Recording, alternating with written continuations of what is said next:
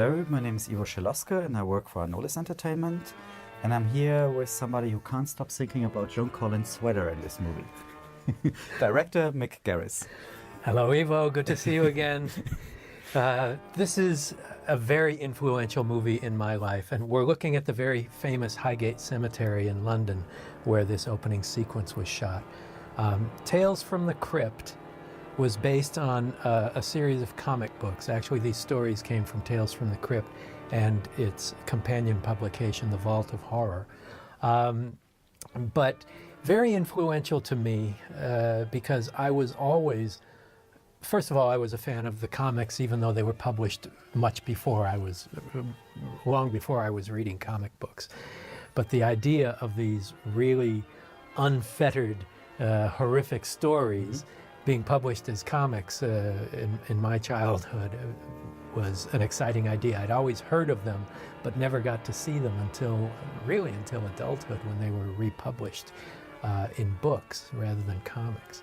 I was a big comics fan when I was a kid, but it was all the DC titles and superhero things, funny animal things.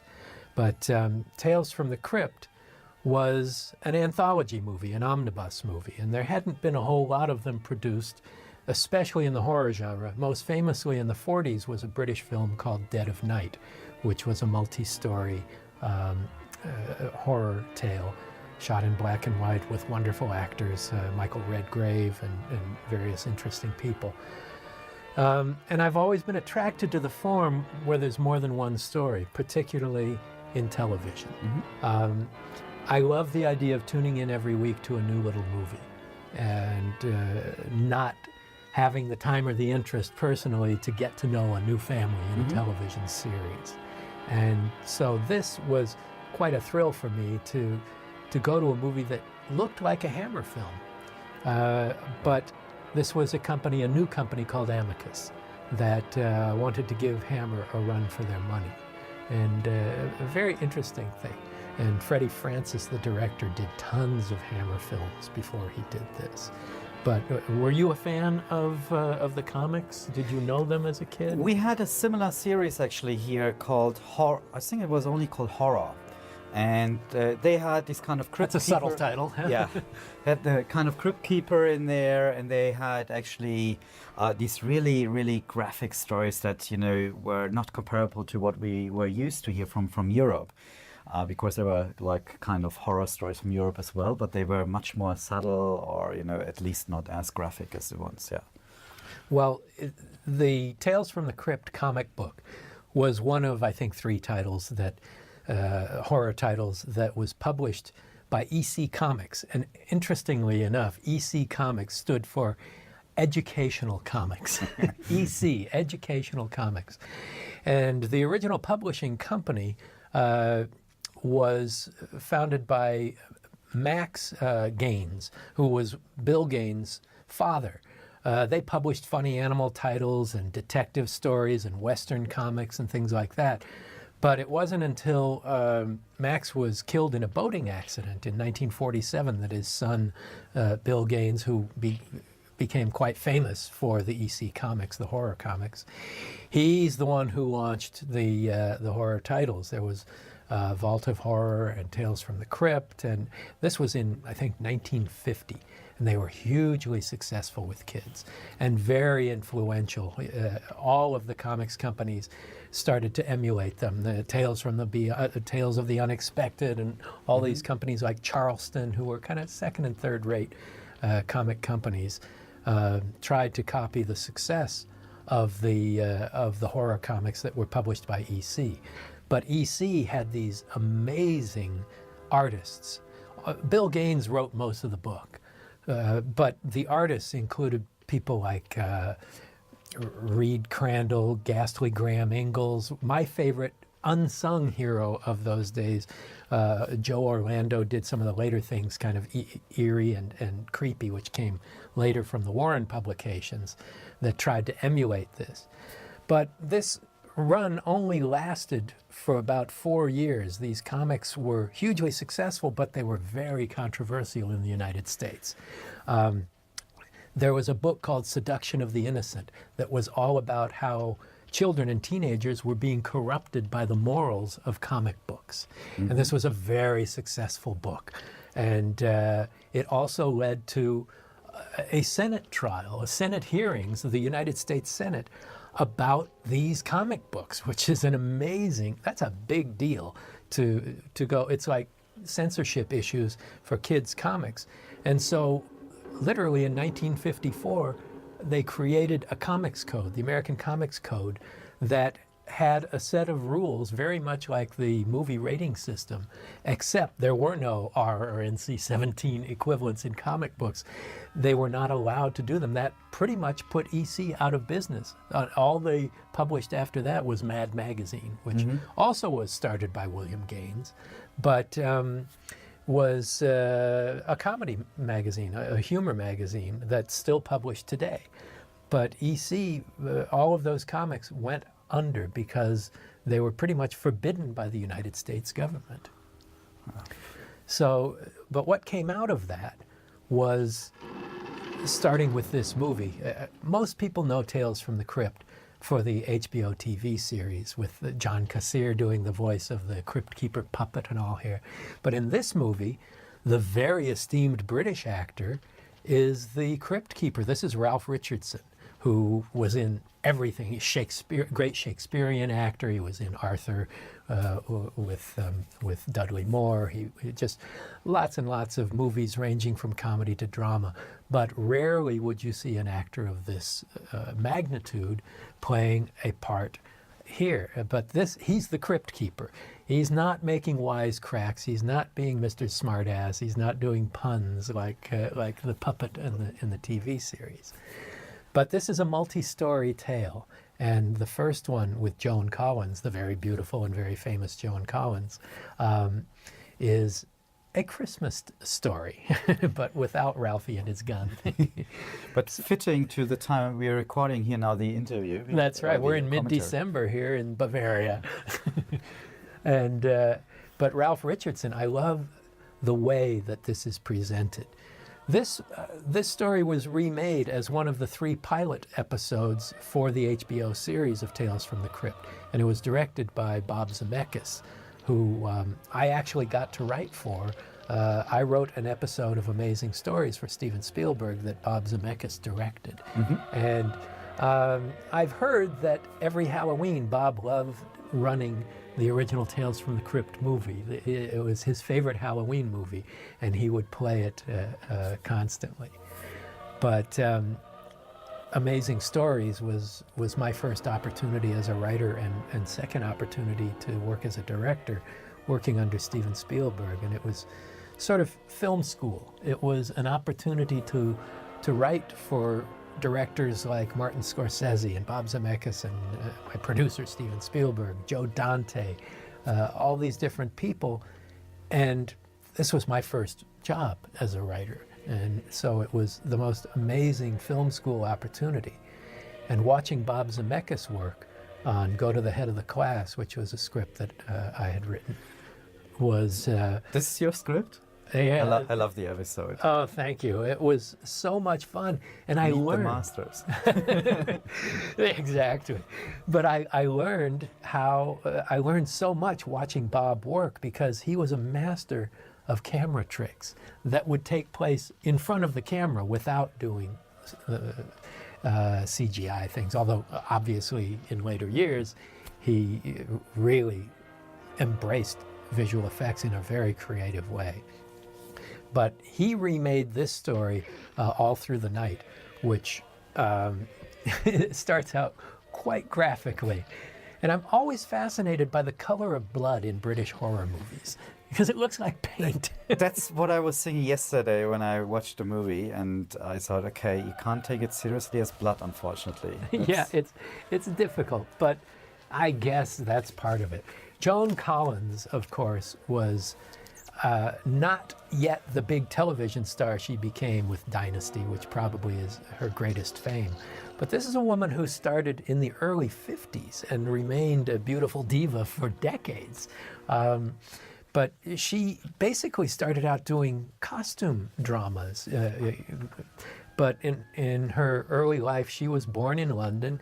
In 1951, she made her debut as a beauty contest entrant in Lady Godiva Rides Again. So I guess she must have been naked on a horse with long hair.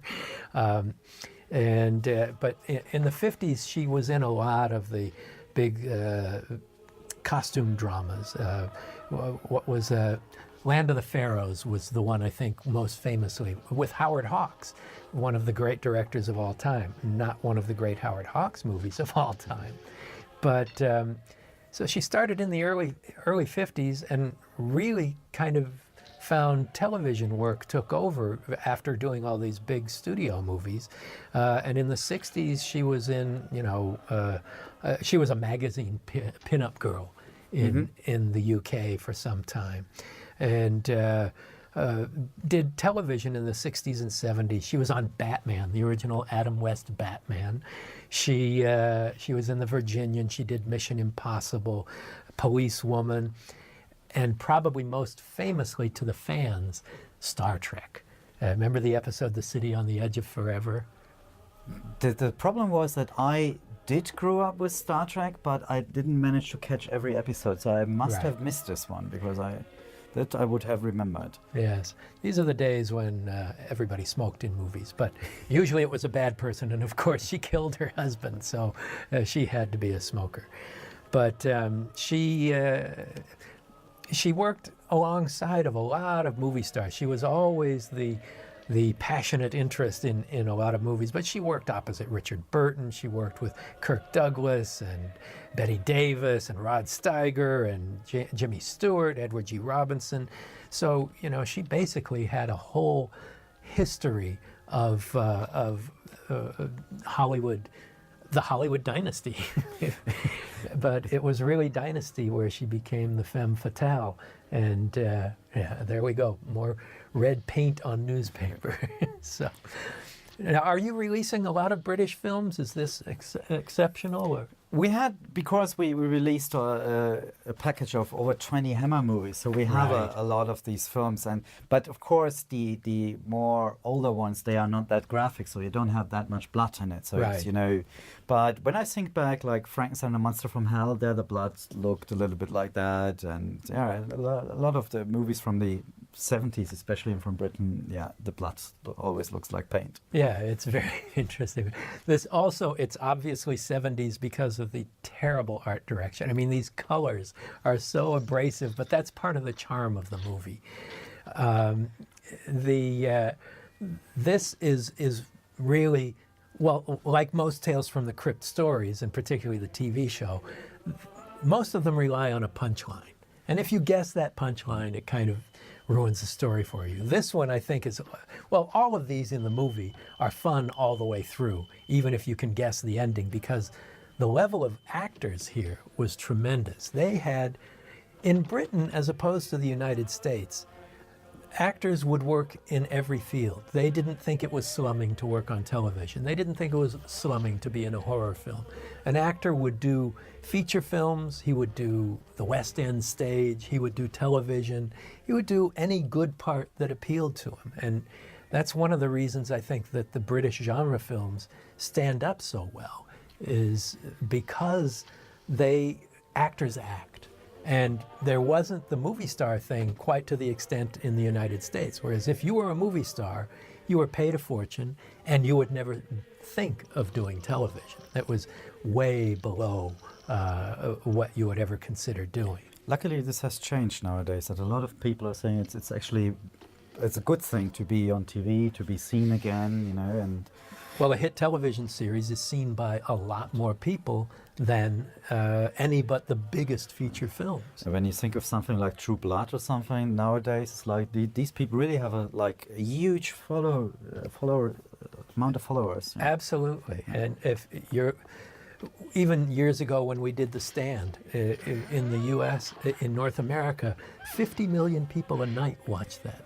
50 million people in one night, and it went up each of the 4 nights. So it was an exposure to an audience that I'd never known before and haven't known since, and won't know again, because there are so many channels now that the television audience is splintered. But still, you'll get 15 to 20 million people seeing one episode of a TV show at one moment.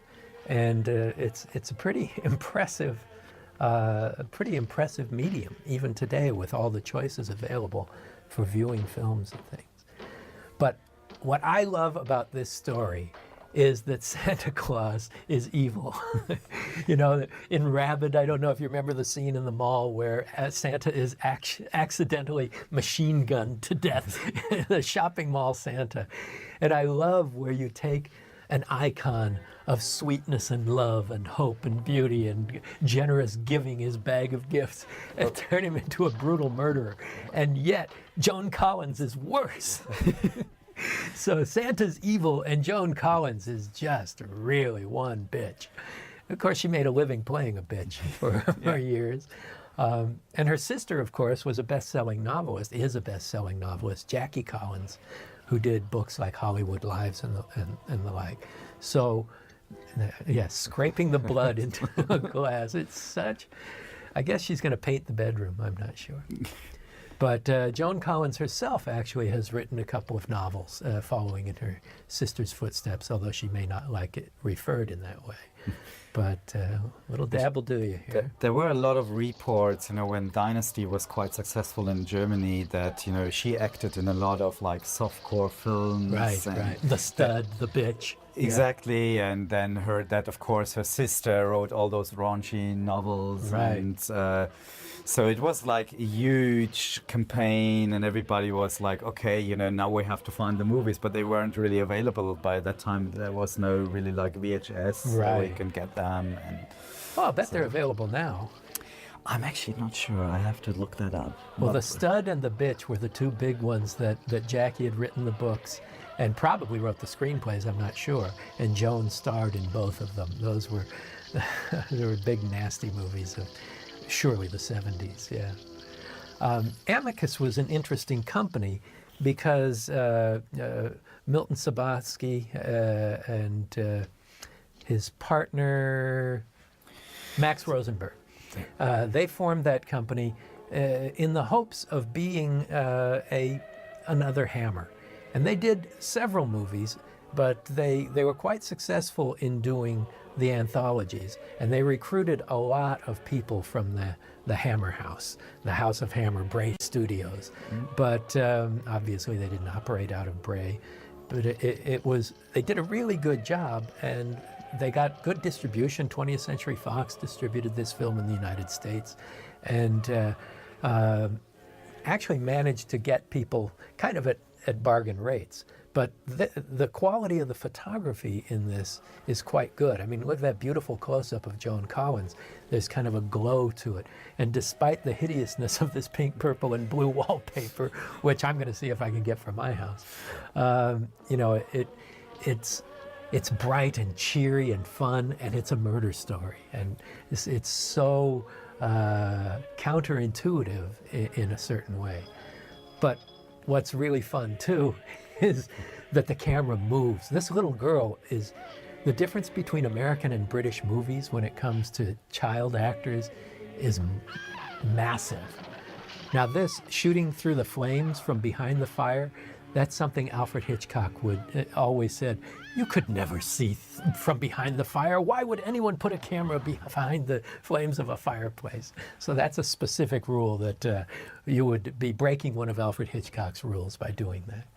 Still, it looks very beautiful. It is beautiful. I don't think there are any rules, but certainly I'm not going to argue with the word of the great late Alfred Hitchcock. So the wraparound segment is something, again, that was important to Tales from the Crypt to tie it to the comic books. The comics were incredibly graphic in their day, but this was really moody. I love the kind of cavernous set that they built there and the giant skeletal face that Ralph Richardson in the hood. But they really took the easy way out. It was a very simple, they didn't do a makeup or anything, and I think it's more effective in a lot of ways. Tales from the Crypt as a TV series was much jokier. And the comics were kind of smart-assed as well. They had a lot of humor to them. But these are played pretty straight. They're exaggerated, but they're not wink, wink, nudge, nudge kind of humor. And that really works for me. I think it's a very rare case where comedy and horror blend together. Sometimes they achieved it on the TV series, sometimes not, but it was not always comedic. I think two of the great examples are werewolf movies from the same year, An American Werewolf in London and The Howling, both of which were made in 1981, released in 1981. And they were both hilarious and terrifying at the same time. The comedy didn't hurt the horror, and the horror didn't hurt the comedy.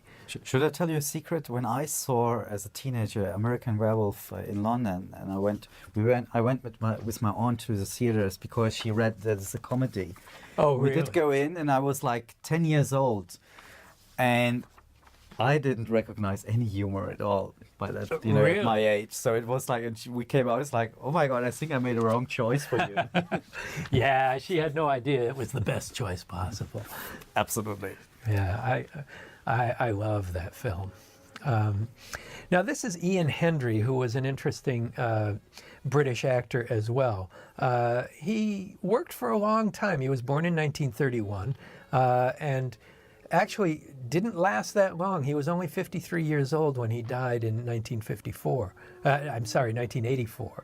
But he did a lot of television work. He worked on The Avengers back in the 60s, the great Patrick Macnee and Diana Rigg series that was a favorite of mine as a kid, and a boomer favorite. For me as well, yeah. Yeah, and he did movies like Get Carter with Michael Caine in 1971 and the like. And he did some science fiction stuff as well. There was Jerry Anderson, who did Thunderbirds, and all. He made a movie in Britain called Doppelganger. In the United States, it was released as Journey to the Far Side of the Sun. But very interesting guy. He was in Theater of Blood with Vincent Price, so he's not unfamiliar to fans of the genre. He was reunited later with Patrick Macnee on the new Avengers, so he has a great history of British television and film and stuff that appeals to the genre fans. Did he work for Hammer as well? Yeah, he was in Captain Kronos. Oh yeah, Captain Kronos, Vampire Hunter. Now you're releasing that one, right? Yeah. What do you think? How is it done? It's the film itself. I think it's amazing, and it was way ahead of its time. Yeah, because you can see so many elements in there that you now find, for example, in Blade. The samurai sword, and it's the kind of editing and so on. And I think that was also the reason why it was not really that successful for Hammer. And but it's now it was more an action movie in a way. Yeah, in a way. But it's now very much appreciated by the fans. It's I think it's one of the best Hammer films, and one of those cult favorites. Yeah, I hate the star filter that they use when you see bright lights and there's a filter. You get big slashes of beam across them. To me, it makes it. Now they didn't use it in this shot of the headlights. To me, it takes you out of a movie. Suddenly, you're watching what a camera does instead of being involved in the story. That star filter effect, although here they're using it for a falling asleep effect, which getting sleepy thing, which is for a purpose. But Ian Hendry, again, Room at the Top was his first movie, and that was a huge British success and a very important film in terms of the kitchen sink drama, they called them in those days. But, I just realized he was in The Bitch with Joan Collins. So that was a happy time, I guess. What was that? 1979. So it was a few years after they made Tales from the Crypt, even though they didn't work together. I don't know if you've seen Theater of Blood, but that movie with Vincent Price, it's just a classic, wonderful British-made film as well. And he was in the sequel to The Omen, but not in the credits. So very, very interesting guy. The director of this film, Freddie Francis, is an incredibly important part of horror film history. He started out as a cameraman and was one of the greats. Isn't he not still alive? He has returned to that. Doing He a David actually Lynch movie. he's done several David Lynch movies as a cameraman, starting with The Elephant Man, and he did The Straight Story. That's what I saw. Yeah, I know that. He did a lot of things.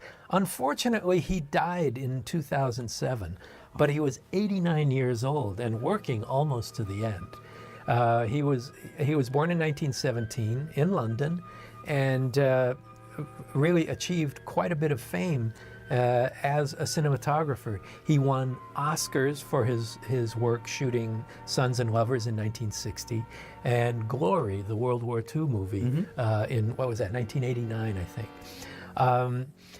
But those movies, as important as they were to his career, are not the movies that have kept him timelessly famous. You know, what happened was he got the opportunity to direct, and he became very successful doing films for Hammer and doing a tremendous list of films that we'll get into in a bit.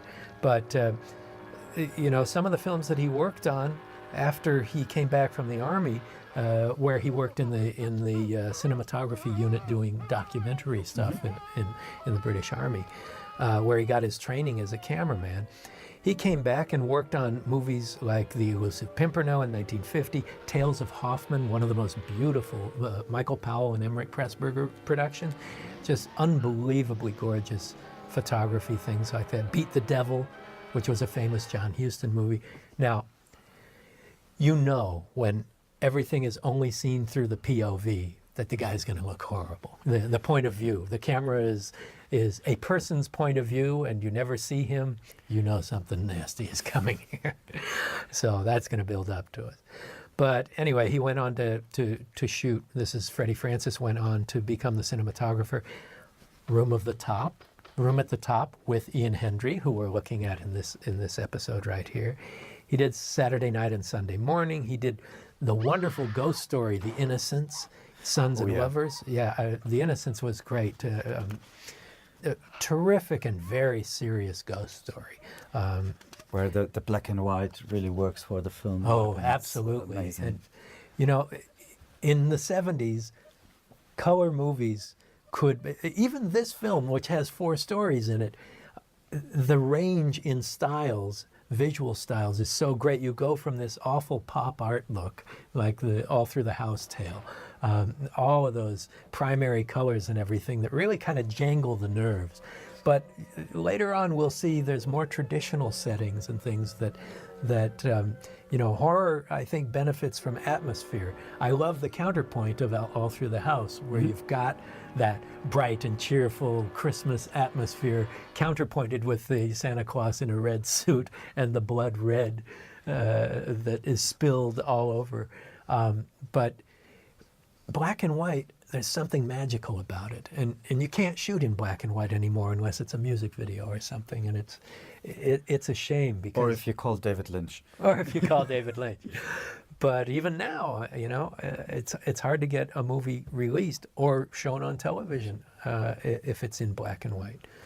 And so, I think people are not used to really work with, you know, what black and white is all about. They just light it the same way you light a color picture. And right. You have to do it differently.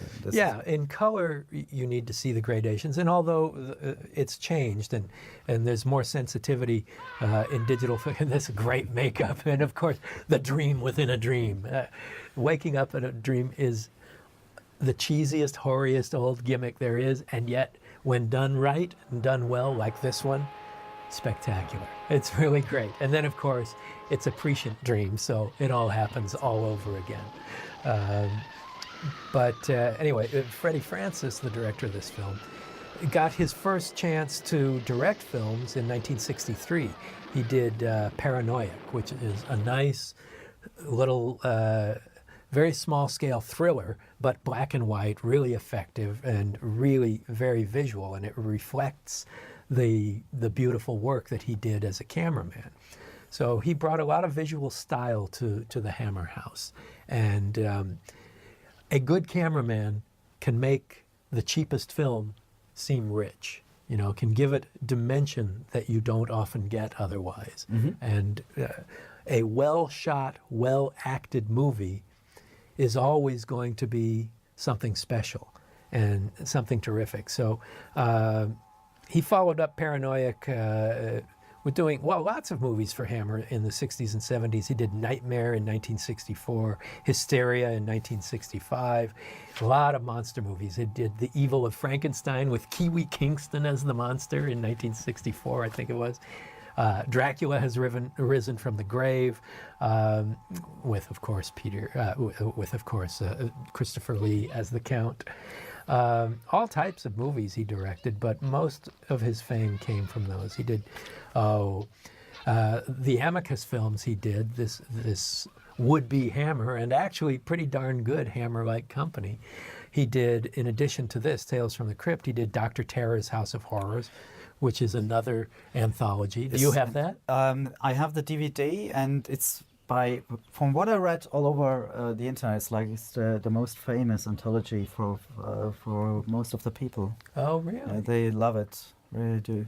Well, he also did Torture Garden, which is another one, and in 1968. But this was kind of the granddaddy of them, Tales from the Crypt. Now, this is one of my favorites. This is a very emotional horror story. Casting is everything. You know, when you have a story this short, it's one of 4 stories in a movie. Everybody, you can't help but love Peter Cushing. Peter Cushing as this kind old man. I don't know about his relationship with all these children. We won't get into that. But he's the kindly old junk man. You know, he's sweet. He treats these children well. But it's that story about big business taking over. You know, they want to buy out his property, and he won't give it up because he's lived there all of his life with his wife. Peter Cushing brought so much heart and soul to everything he did. And this was very sad. I remember talking to Christopher Lee about Peter Cushing, who said that when Cushing lost his wife, and it was not long before he made this film, he lost all of his interest in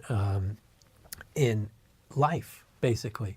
He worked because he needed to work to not think about his wife. And this story, Valentine's Day story, is so close to his own life because it's about this old man who lost his wife and won't give up his home because of all the memories it's filled with. And so Cushing, they asked him to play the Ian Hendry part in the previous story, but he loved this script and it felt so personal to him. And to me, it's kind of surprising because I might have thought it would be too painful for him to revisit this. But Cushing was so eager to play this part that he cut his fee to do this. And cut his feet?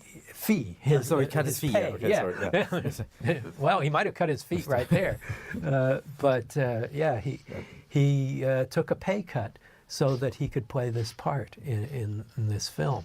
And, you know, he, of course, was famous at playing Sherlock Holmes and Dr. Frankenstein and Van Helsing, all of the great characters from horror history. But Grand Moff Tarkin in Star Wars, the original Star Wars. That's how I got to know him. And really? then, Is that your first experience with him, with exactly. Star Wars? And then I just became known to the Hammer films came up to me. And because, you know, when I saw the first Star Wars, I was like, I don't know, 10 or 11. So I was not really allowed to see the horror films. And then, you know, when they were shown on TV, I can finally watch them. Well, got scared. It was a big thrill. Obviously, George Lucas was a fan of the Hammer films, or he wouldn't have cast him in that part. This was a big movie. Nobody expected Star Wars to be what it became. But I was, my first job in the movies was answering telephones for Star Wars in 1977. I was a receptionist at the Star Wars Corporation. And I was so excited to, you know, I was a big Hammer fan when I was a kid and loved those films, and I was able to see some of them in the cinema. And when I saw that Peter Cushing was cast in Star Wars, it just made it more important. It made it more important, and I think a lot of fans thought that way. Before I worked at Star Wars, which was right after the film came out, I was working at Tower Records in Los Angeles. This was a huge record chain at the time. And they came in and put up a display for Star Wars because they were selling the soundtrack album. Before the movie came out, they put up these pictures, and I thought, what is this? What's this giant werewolf thing? What's it? Oh my God, there's Peter Cushing. I'm not going to miss that movie. And the day it opened, it was lines around the block. Now, I wonder about this Ouija board sequence. It's created, the Ouija board is created by Parker Brothers, which is a toy company, and in Salem, Massachusetts is where it's built. In Salem, Massachusetts is the largest population of witches in the world. And I used to go there every year to celebrate Halloween. And you'd see big signs for Parker Brothers and the Ouija board. But I have a feeling that they copyrighted their Ouija board so that they made a fake here. And the planchette has a kind of pen sticking out of it and the like. But I just wondered if they couldn't use the traditional Ouija board that we're all so familiar with. I always thought that you have to slide the whatever it is you use, planchette, the planchette, so, from every syllable to syllable, like A, B. It's letter to letter. Letter to letter. Sorry, yeah. Well, you're not supposed to do it. You do it with one other person, and you touch it very lightly, and the spirit guides your fingers. So there are a lot of theories about it, and I leave those to the audience. Because here it's like he's on a chalkboard, and it gets written. While normally it's like you go from letter to letter, and you get together the words. So well, I think that was for cinematic reasons, so that nobody had to remember one letter at a time, or he didn't have to speak it out and write it down or something. But they simplified the whole system. But I love the performance. He's so alone, and just looking at his wife there. All the time he has her picture with him. And he doesn't understand where these kids went. And it's really heartbreaking. And to me, when you can put emotion into a horror film, it makes it that much more interesting and more satisfying. I sometimes like to think of some of the movies I make as emo horror, as like instead of emo rock or something, horror that wears its heart on its sleeve rather than, in a pool of blood. And Peter Cushing just couldn't have been more wonderful in this. But Freddie Francis, let's talk a little bit more about some of his movies, because beyond the things that we talked about that he did for this company, for Amicus, there was a short-lived company called Tyburn Films that also wanted to be a Hammer and Amicus. And the quickest way to do that would be to hire Freddie Francis or Christopher Lee or somebody that's already familiar to an audience from the Hammer films. So at Tyburn, he did The Ghoul in 1975 and Legend of the Werewolf, also in 1975. I don't think Tyburn lasted much longer than 1975. Do you know about them? Are you familiar with the company? Yes, I'm familiar with the name and a few of their films, but I have to admit, this morning it's like I've lost everything. It's like, I know that they were like a Hammer clone, or they tried to come up with cheaper Hammer. Cheaper Hammer. Yeah, Tyburn actually went out of business directly after these two films. It seems like they didn't make so much money for them, so it seems to be not working. Yeah, it's a tough thing. It's a tough game to get into, particularly in the genre. It seems like it's the easiest way to go sometimes, but often that's not the case. One of Freddie Francis's problems, career-wise, even though he worked endlessly and wonderfully, he always regretted that as a director, the only things he could do were horror movies. And it's a shame that that's the case. You either have to accept it or try to move beyond it or give up work. It's my situation and so many other filmmakers within this genre that if you have some degree of success in the horror genre, that's all you're going to get, because it's so different from all the other genres. The fact is, if you can direct horror well, that means you can direct anything. I think that, like comedy, Horror is about timing, it's about pacing, all of Yes. that has to pay off a certain way. But a good horror movie is a good movie. That means there are good performances, it's well made, it's a well-told story, but on top of that, it has the manipulation of suspense and terror. So I think a good horror director, and there are lots of them, can make any kind of film.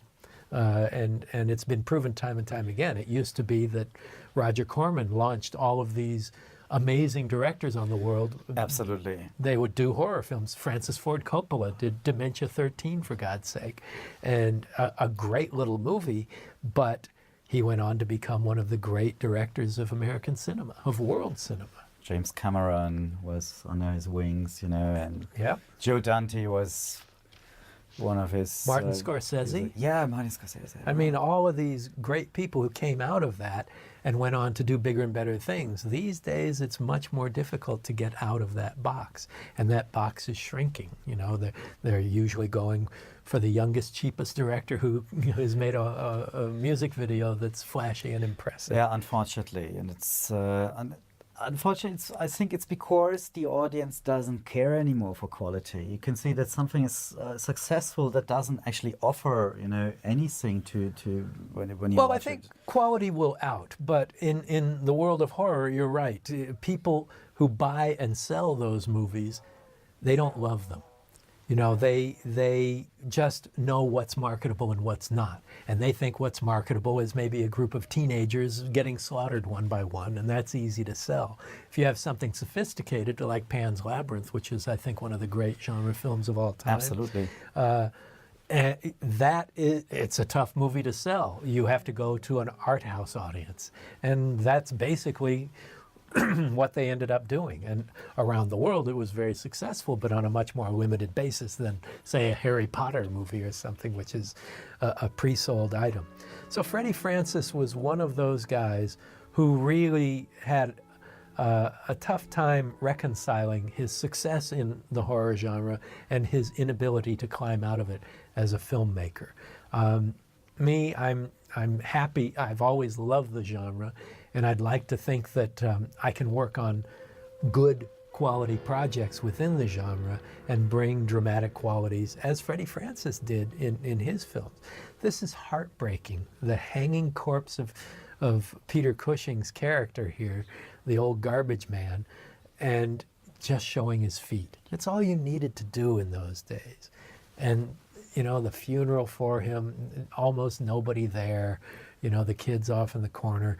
He's been kind of forced into taking his own life because of the way he's been treated here. And it's the Valentine's card were maybe the hardest to cope with. Is like you have something that's supposed to be very nice, and you get all these really harsh rhymes. They're all mean. They're extremely mean. Intended to drive him away. Exactly. And it's all corporate greed, the bastards.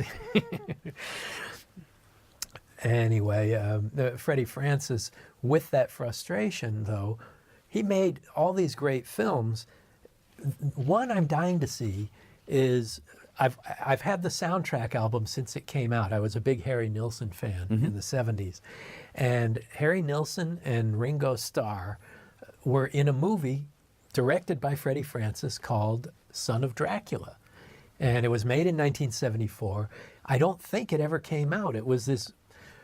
if it did, it was gone in a blink, because if it were in a cinema in 1974, I would have found it, and I didn't. I love the music, and Harry Nilsson was one of our great songwriters, although his biggest hits as a recording artist, he didn't write. He did Without You, the great song by the guys from Badfinger, who also recorded it, but their version wasn't nearly as successful as Harry Nilsson's.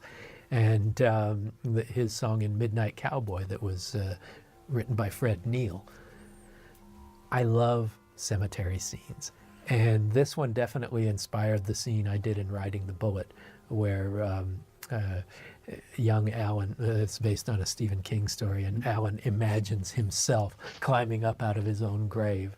And there are definite visual touchstones that I drew upon from memories of this film. And, it's just such a wonderful, creepy, atmospheric place to shoot. Obviously, that's a set.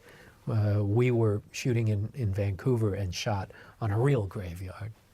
We added some graves, but you know, it had a quality like this. You know, with the older, the more atmospheric. In Europe, you get those. In the United States, almost everything is a plate on the grass. Yeah. You don't have the atmosphere created by this. Here he goes. He's coming out of his grave for revenge. It's classic, and it's been done. You know, I actually did it as an actor, and there are quotes around actor. In Michael Jackson's Thriller, I came out of the grave as one of the zombies there, and it's. The moment I saw that, I was thinking about Creepshow, and it's like I was hearing in my mind, like, I want my father's cake. Yeah. Cordelia, where's my cake? But, you know, the fact that an actor as esteemed and wonderful as Peter Cushing wears that extensive makeup is pretty impressive, because it's so extensive, it didn't have to be him, but you can tell it's him. And look at this, playing it in the dark. This is the one I was talking about. The art direction for this episode is so completely different. It's timeless. Look at him shamble in. And just this, the way this is lit. This kind of light island of just around him, you know. Exactly, just a pool of light in the dark. And the hand coming down next to the paperweight. And just the way he's revealed finally in close-up. Although you can see the web over his eyes. It's supposed to be black holes, but just photographically and the art direction here, it's very timeless. This could be any time. Yes, he's wearing a modern suit, but it's not mod. It's not off of Carnaby Street. There may be paint all over him, but this library, it could be 1930, it could be 1980, any of those times. That's why this one appeals to me visually so much more so than some of the others, because Peter Cushing's house and this great punchline. This is classic EC storytelling. Tales from the Crypt comic books, they all had a punchline. And in this case, you didn't need to know the punchline. If you guessed what was coming, you couldn't really guess it completely. But Peter Cushing gave you such a wonderful ride, and all of these actors. But what's great about the art is that it's still beating. When I saw Now it, you really I was blown away, because I was like, geez, this is, you know, Pretty graphic. Yeah, it's like a splatter scene in this, where usually you would think that a film with Peter Cushing in it, it's like, you know, it will be moderate, you know. A little quieter. Yeah. But look how straight they all play it. You know, there's not a wink in here. There's not a nudge in here. And Ralph Richardson just gives such gravitas to it. Now, this is Richard Green, and he had his greatest fame in the U.S. playing Robin Hood. The Robin Hood, the Adventures of Robin Hood TV series, which was made in Great Britain, which was made in England, was brought over to the United States and was quite successful. And Richard Green was our Robin Hood. And here he is a couple of decades later. And this is great because it's basically the monkey's paw, and yet they actually reference the monkey's paw. So they know it's, be careful what you wish for, is that famous theme of the monkey's paw, where you have 3 wishes and every wish comes with consequences. Have you never wondered why nobody actually wishes, when you have one, to get 1,000 wishes? Right. Yeah, that's the punchline there should be. But, you know, this one, it's great. Richard Green's character is very much aware of what the monkey's paw is all about, and the care to be taken. So it's nice to be, it is a remake of the monkey's paw, but it talks about the story, which was written by a writer named W.W. Jacobs way back when, used a pseudonym of Saki, S-A-K-I, and I don't know if he liked Japanese wine or what. But it was a very famous short story, and stories at that time especially always came with a moral. And sometimes the moralistic tone dates something a little bit. But in this case, I think it just adds to it so well because they're so aware of it. And they want to put all kinds of rules. Everybody knows the story of having three wishes, and when you make the first wish, it's the wonderful part of it comes out of something terrible. When you make the second wish, you try and fix it and make sure that it doesn't. And by the time it's the third wish, it's please end it all, take it all back. I don't care anymore. And the way they did this was quite brilliant. But here again, we have nice, timeless set dressings, even though they're obnoxious. they're all these ridiculous, fussy antiques. It feels more timeless and more comfortable than nothing dates a movie like whatever is really popular at the time the movie is being made. And this one, here's our monkey's paw. It's a big jade statue. And of course it's in English, so that makes it nice and easy for everyone. But Richard Green is very much of the era here with his sideburns and shaggy hair in the back, all combed back. But, everybody plays it so straight. And the actors are of such a high caliber. Often low-budget genre films from the U.S. today are just young kids, kids on the way up. Of course, even Johnny Depp's first movie was A Nightmare on Elm Street. But, these are all... But there, at least, the actors did stand, a little bit up from what you have here nowadays, when you just put like 5 teenagers in a van and they drove into the woods. Right, yes, and, exactly. But here they're esteemed actors. Now, often they cast genre films with older actors who had once had a career so they could sell them around the world because of their famous names. And these people weren't at the peak of their careers at this time. Joan Collins had a career, but it was after this movie that she had her huge stardom. So she was sort of a starlet in her early career, and did this in her mid-career in the 70s, 25 years after she began. And then, what was Dynasty, 1981 or something, I think it began? Yeah, it could be. So, that's years after this. But another thing, too, about doing a genre film in Great Britain is the locations that are available to you. You have so many beautiful houses, the cemeteries, the landscapes, and it's amazing. So look at this. This home, they're everywhere in Great Britain. A lot of the genre films, well, just the films that had been shot in Great Britain really tend to take advantage of that. Now, the Hammer films, interestingly, although occasionally they went on location, it was easier for them. They shot everything at their Bray studios. And it was not what we think of as a movie studio when you're talking about Elstree or Universal or Paramount or something with these giant backlots and things like that.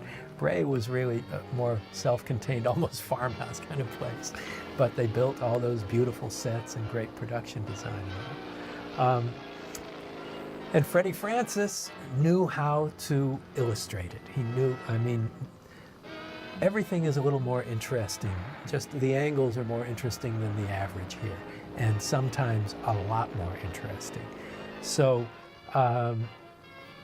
when he kind of ran out of steam as a director because the genre was not so satisfying to him creatively, he went back to what he did originally. But before he did, in 1985, I think it was, he directed The Doctor and the Devils. It was not a successful film, but it was the story of Burke and Hare, who were doctors who, oh, look at that mask. Isn't that great?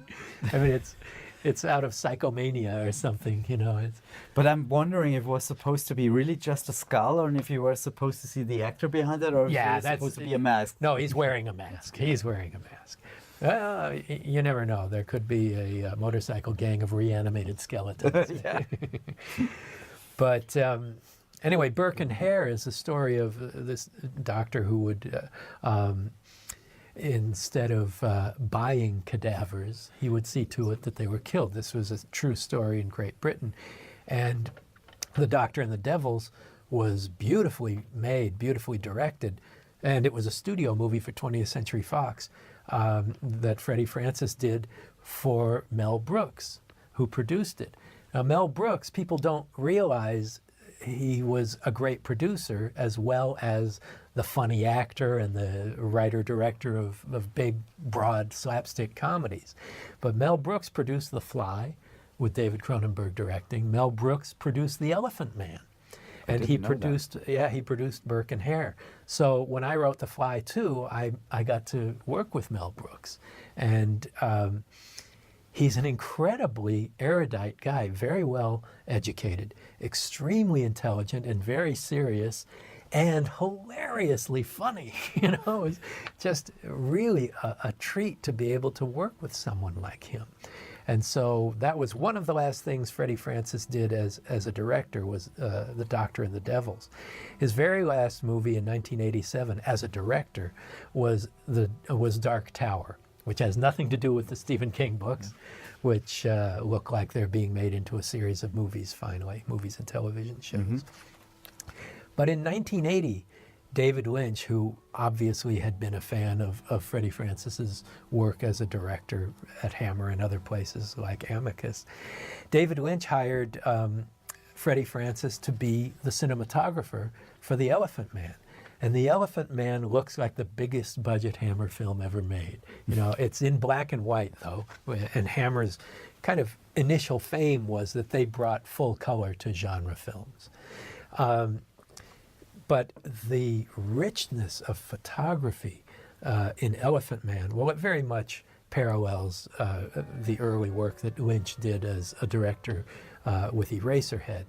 Using black and white photography, very rarely did studios make black and white films at that time, although I think that was the same year as Raging Bull from Martin Scorsese, if I'm not mistaken. I believe they were both in 1980.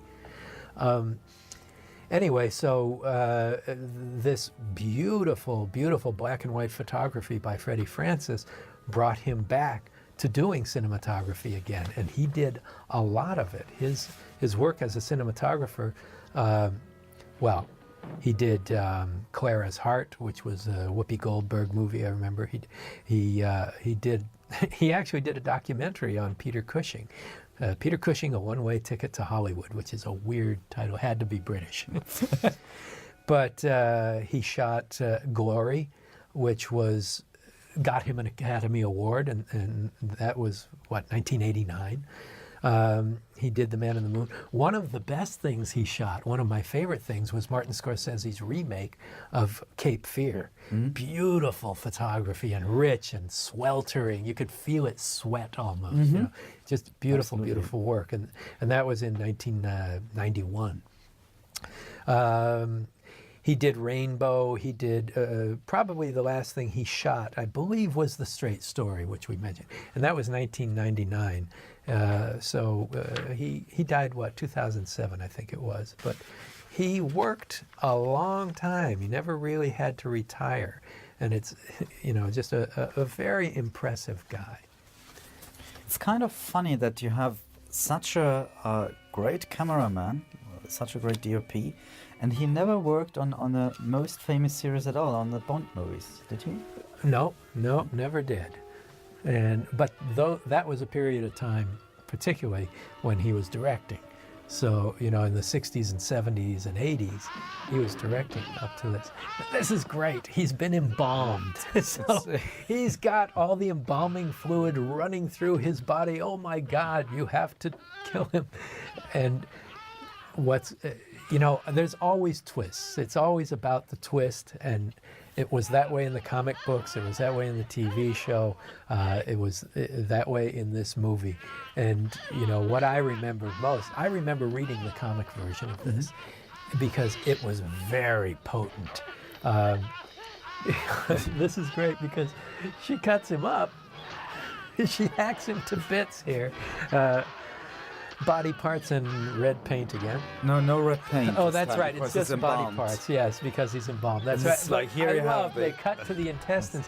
That wasn't in the version I saw in the movie theaters. When I saw this on video, I had no idea. Look you can see the holes in the rubber hand as it's closing. Battery-operated rubber hand. But I remember seeing it in the theater, and when I saw this DVD, I was shocked because I'd never seen those intestines before. So my guess is like a lot of the Hammer films, they were edited for the American audience. So a lot of times when you go back to the original elements, you had no idea that they were much rougher in Europe and the UK. Now, the last image of that, she's just crying and collapses to the floor. But in the comic book, she hacks him to pieces with an axe and then a knife. And you see just little bits of flesh and goo pulsating. And the Crypt Keeper talks about you could see the life in each tiny little corpuscle. It just When I hacked saw to it, it's like, I bits. think that must have been, the most horrific fate that can happen to you. Yeah, you're hacked to bits, but you're still alive.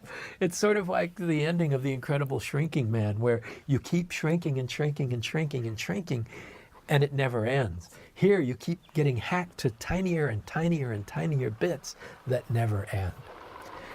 Now, this last story, it's the longest story of the movie, but it's unbelievably potent, and it also was extremely potent as a comic story, and probably these last two stories single-handedly were the reason for the end of these comic books and the U.S. Senate investigations into it.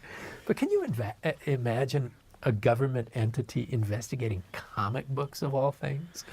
Well, living in Germany, yes, yes, I can, to phrase that, and because we have the censure, it was comics then it was like films afterwards, then it was computer games, and so it's, and before the comics it was rock and roll. Right. So Now, in Germany, they don't just rate the films, but they actually cut them, right? No, that's the thing, because we officially don't have censorship. So that's the thing is, you just don't get your rating. So in order to get your rating, you have to cut your film, but they don't cut. They don't give you a mentioning what you have to cut out. No, unlike the MPAA, who says, cut that out. No, they don't. The MPAA, it's the same thing. They're not allowed to tell. You can guess, but you're not allowed. When I shot Sleepwalkers, I had to go back to the MPAA 5 times, and the studio wouldn't let me go back with them because they said, no, let us handle it. But I had to make cuts in 5 different scenes, or in 9 scenes. We went back 5 times, and if they said to us, if you don't make it this time, then you're going to go out with an NC-17. And the studio never would have allowed that. What they do is say, well, there are areas that you might pay attention to. And this sort of thing you might take into consideration here. Yeah, but it's the same more or less here in Germany. But as the committee is consisting always of different kind of person, the opinion changes all the time. With one movie, for example, they gave us the remark of, you might want to cut out a girl being tied to a chair. Just tied to a chair, nothing else happening. In the end, that's one of my favorite pastimes. Okay, I'm not going to go deeper into that. Yeah. And then we left this scene in and cut out some other graphic stuff, and the movie went through. So this scene didn't, manage to do anything at all for them. So but this is a governmental agency that handles ratings in Germany. No, right? It's not. No, it's not. It's the regulations that the government give out is kind of like, let's call them advices. Right, advisory. Because, they keep in mind when they rate a film. So, for example, when there's an uproar because, there was kind of like a rampage going on again in a school or something like that, and then, of course, as you have a public uproar. A Columbine-type situation. Exactly. Then the politicians start to say, oh, we have to censor film again. And then by a week later, they start to become harder on you. You have to cut more. Half year later, it's like everything's light again. You get through with stuff that you had to censor before, It's, Well, the MPAA in the States, the Motion Picture Association of America, and their ratings board is made up of, the only rule is that they are parents. So, because it's an advisory for its ratings for children, the guidance for parents and their children. So they are not members of the motion picture industry. They discourage members from the motion picture industry being a part of the ratings board because they want it to be, it was formed to keep the government out of it. It was formed by the studios to keep them out of it. Now, this episode is so potent, and again, the actors are so great. Patrick McGee, of course, we've seen in Clockwork Orange. We've seen him in so many films. Just a great, distinctive actor, and setting it up again, the good guys versus the bad guys. Morality is always a huge part of Tales from the Crypt stories, always were, from the comic books all the way through. And here, Patrick McGee playing this blind man with such passion, and it's all about being cheaped out on. You know, this guy comes in to run the home for the blind and starts taking everything away to save money while he's perfectly comfortable. So setting up the bad guy versus the poor downtrodden blind people in this home, and they're elderly blind people, and they just want to be warm and they want to eat. It's such a great setup for what is truly one of the most horrific and wonderful climaxes to a horror story I've ever seen. The climax is amazing. Yeah, it's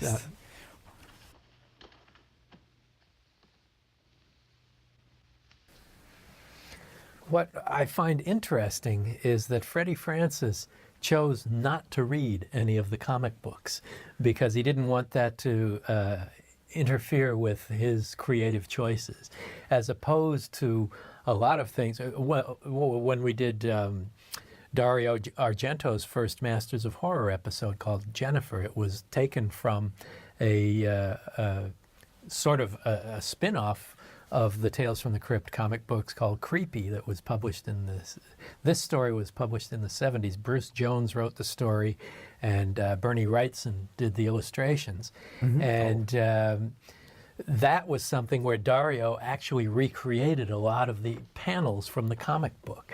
And a lot of comic book adaptations do that. Well, Sin City is this is very a graphic novel brought to life. So I found it really interesting that that Freddie Francis did the opposite approach in here. But then again, movies are so much different. A lot of people compare comic panels to storyboards, but it's very different because energy and movement is a big part of a film. You know, that's why they call them movies, because there is that, but there's so much more to it. You know, as big a fan as I was of comic books in my childhood, I'm afraid I haven't really followed up. I don't read them much today. I don't follow graphic novels and the like that much, even though so many of them are turned into films. Patrick McGee is one of the most intense actors of all time, and certainly of the British actors. And he's so memorable and so unlike everyone else. The cadence of his speech is so fascinating. This is a guy born 1922, and Irish, born in Northern Ireland. He died in 1982. So he was only 60 years old at that time, and he always was playing an old guy. You know, he always seemed to be playing an old man. But he was really best known for, as a stage actor, working with the great dramatist Harold Pinter, the British playwright Harold Pinter. Mm-hmm. So that's really what brought him to London, was his work with Harold Pinter on the stage. He was part of the Royal Shakespeare Company and even directed a Pinter play, Pinter's The Birthday Party, for the stage. And Pinter requested him to play the role of McCann in this. You know, this was a really major play at the time and was later made into a movie. Marat Sade, the Marquis de Sade play, the very famous play, when it went to Broadway from London, McGee went with it, and he won a Tony Award for it, which is the equivalent to the Oscars for the Broadway stage in the U.S. And this was, then he played opposite Paul Scofield on the stage in a Royal Shakespeare Company production of Staircase, which also became a film later on with Richard Burton. Mm-hmm. But he did a lot of the movies that were based on the Pinter plays or screenplays. Joseph Losey, who was known for directing a lot of Pinter stuff, who also did a horror film called These Are the Damned with Oliver Reed. I don't know if you remember that, a British... I think so, yes. Yeah, Joseph Losey was very much an art house director and was very much involved with the work of Harold Pinter. And Losey, Patrick McGee was also a big part of that team. He was in The Criminal for Joseph Losey in 1960. And then when Pinter wrote the screenplay for Joseph Losey to do The Servant in 1963, Patrick McGee was a part of it. So people who worked with him must have liked him a lot, because he, later on, of course, we'll get to the Kubrick stuff, but he was in Zulu, which was a big, big widescreen epic in 1964. Seance on a Wet Afternoon, which is a very creepy kind of low-key Richard Attenborough film. He was a part of that, and that was 1964 also. And when Marat Sade, the famous play Marat Sade, was turned into a movie in 1967, he was a part of that. And then The Birthday Party, when it was a movie, the Harold Pinter thing, 1968. But best known for Stanley Kubrick's Clockwork Orange. A great performance, an unforgettable performance. And then after that, of course, Kubrick brought him back in 1975 in Barry Lyndon. He was in Young Winston. He was in The Final Program, which had a different name. What was the name? John Finch was in it. The U.S. title escapes me, but a very interesting science fiction film.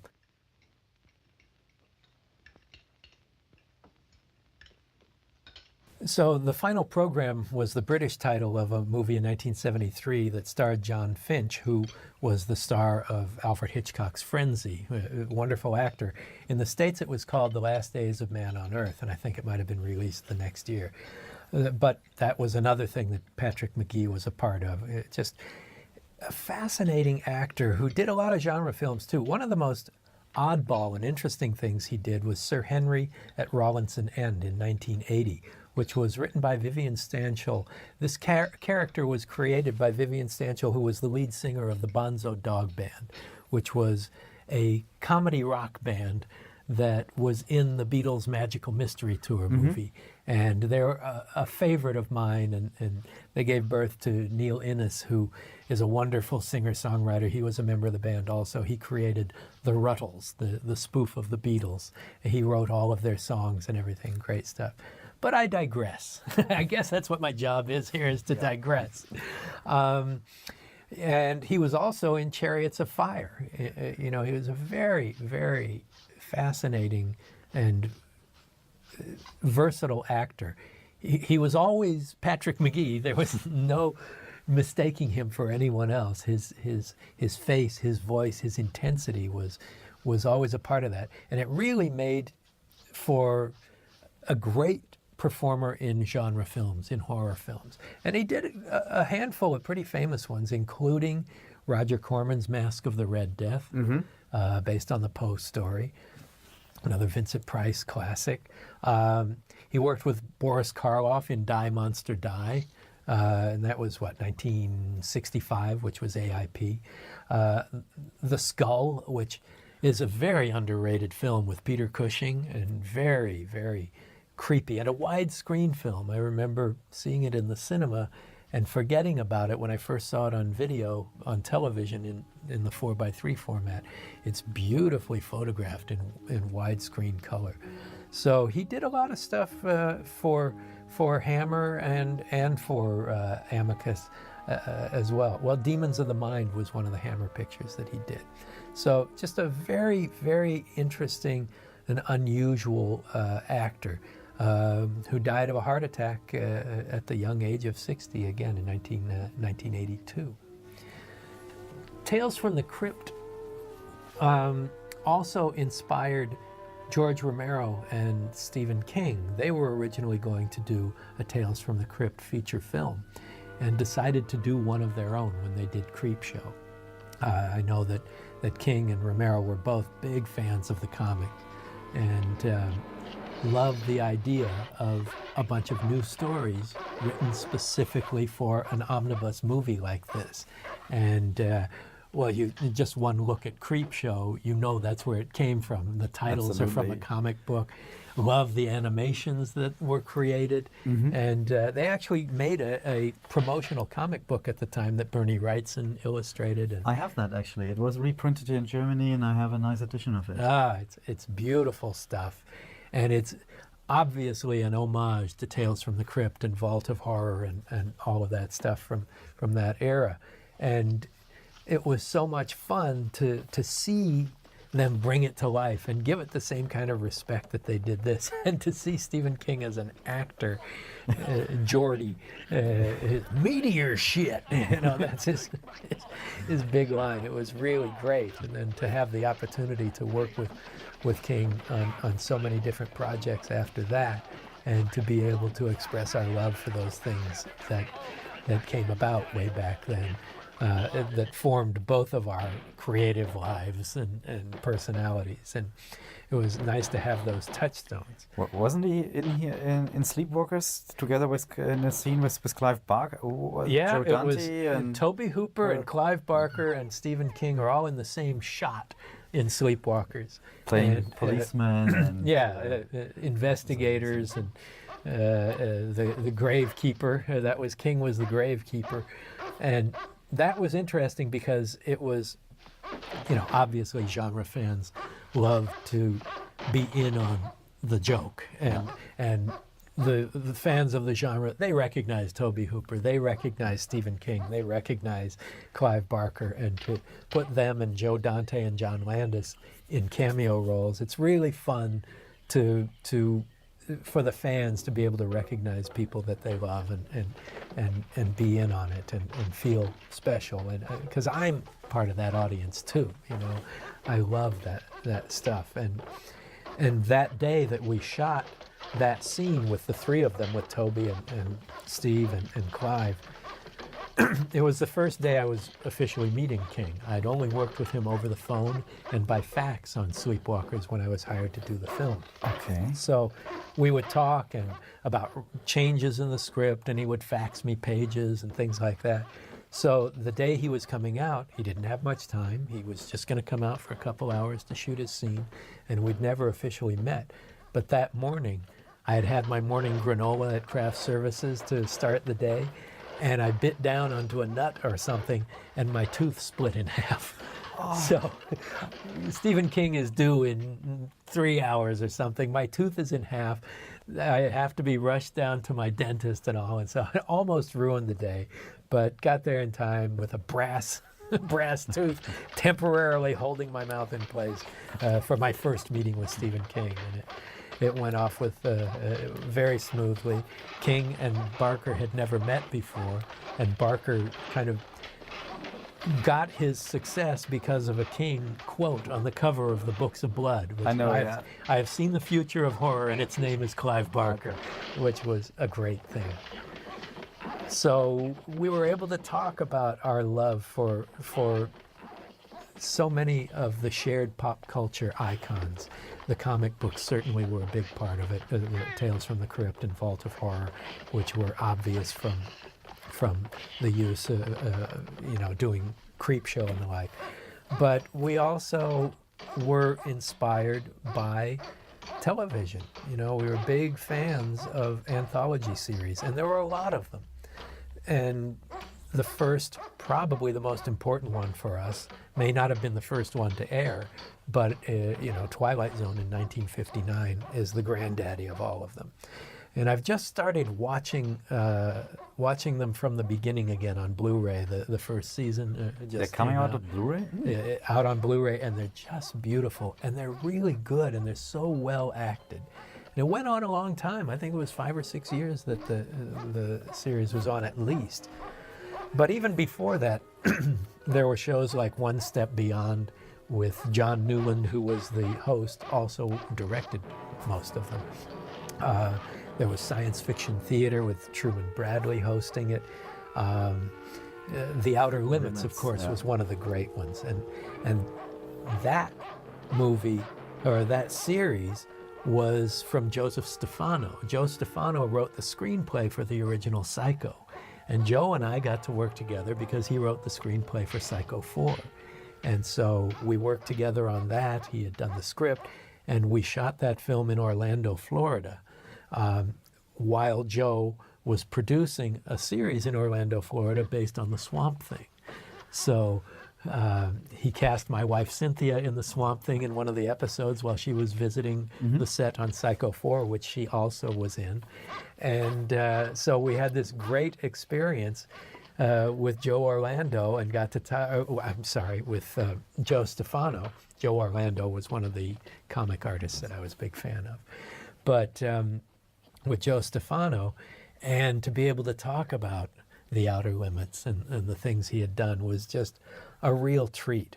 And anthologies were always important to me in my childhood and in my adulthood. So when I got my first opportunity to work as a screenwriter on Amazing Stories, it was an anthology series. And it was not just an anthology series, but it was an anthology series with some of the great filmmakers working at the time, and to be able to learn from them. And so that inspired me. Tales from the Crypt as a series after that was a huge success for HBO, and I was fortunate enough to direct one of those episodes as well. And it starred a couple of comedians. It was not an entirely comedic episode, but Rita Rudner is a very popular comedian in the U.S., plays in Las Vegas regularly. And then Richard Lewis, a comic actor who's probably most famous for the series Curb Your Enthusiasm, the Larry David comedy series. It's another HBO show. I don't know if it's here in Germany. But the two of them were my leads. And it was a script about a guy who writes and draws for Tales from the Crypt comic book. And what I did was set it back in the 50s and made it a female lead character. Those were the two big changes that I did from the script that was done. And so it was so much fun to shoot in the style of a comic book and have an artist do the splash page for the title of it that would be a comics page, and that would be the opening title for our show. And to shoot in an exaggerated comic book style with wide lenses and Dutch angles and things like this. I mean, here, I love the shadows here and the danger and the sense of revenge, which is such an important part of horror stories. And look at the effectiveness, the choice of the camera moving over his shoulders. So you're experiencing what's to come as he does. And then the door slams in your face. And the mood of this, none of the 1970s op art, none of the bright colors. This is a dreary, colorless location. And the art direction is all just wood and stone. It's all brown and gray. They're dressed in brown and gray. It's grim. And it's such a great, look at this vengeance. Not only is he being led down this corridor in the dark because they're blind, he might as well. But all of these hundreds of razor blades stuck in the wall and just a narrow place for him to run from. But that's not quite the punchline, and that's what I love about this. This episode, I think it's almost half an hour long, and it's certainly the longest one of this film. And I love the buildup. I love what I call winding the plot. You know, you introduce the characters, you amp up the stakes, you show him, oh, he's got to keep clear, there's not much room between those razor blades, and it's just so much danger, and the blood, the reaction. The actors are really good in this, and his reaction when he's cut, and the close-ups of what he sees, his point of view of these blades, and the tightness of the eye. This is really wonderful direction, in my opinion. Just the way it's played out, and it's drawn out, and you don't get there too quickly, and it just gets worse. But anyway, it's so claustrophobic also, you know. Yeah, the claustrophobia of it. You stay close to him, and sometimes you'll get a wide angle just to be exposed to what he's confronted with. But in leading him and following him through this, what the hell is going on? Where am I going?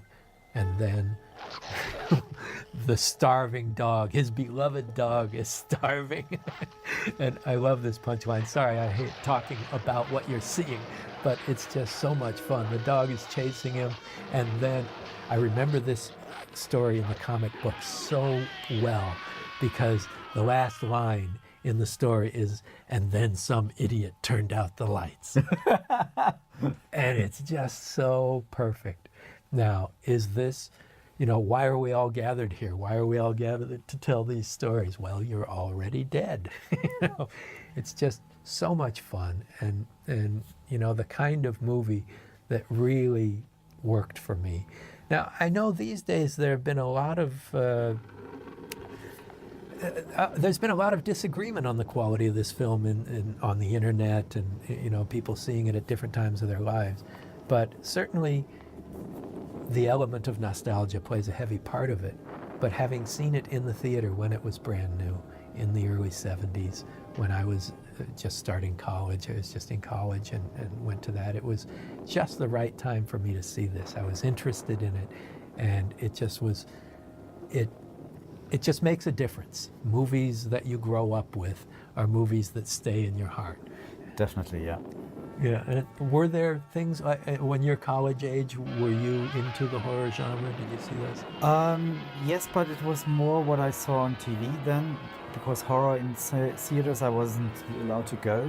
But one of the biggest influences for me, funny enough, was Moonraker. I saw that Really? when I was around the age of 8. And there are some pretty grim scenes in there, Well, for an 8-year-old, surely. A girl being ripped apart by dogs. You're not seeing it, but you know that something's going to happen to her. And so that's what influenced me there. Well, you can tell people something about people by who their Bond was. Mine was Sean Connery. Yours was Roger Moore. Definitely, yeah. and now there were various drafts of this script where sometimes the Crypt Keeper spoke entirely to the audience throughout, rather than the group of people. And then here, the one they shot, obviously, he just delivers the final line as the flames of hell come up. But there were also drafts where there was no Crypt Keeper at all and nothing to unify the stories. But certainly of the 70s, it's my favorite omnibus horror collection, and it's a great opportunity to revisit it again. I thank you for that, Ivo. Well, we have to thank you for taking the trip over here to Germany and really spending a lot of time working for us. And it has been a real pleasure. So thank you. Well, it's just been a blast, and I hope the people enjoy these movies as much as I have. I guess they will. Okay, so Great. Thank you very much.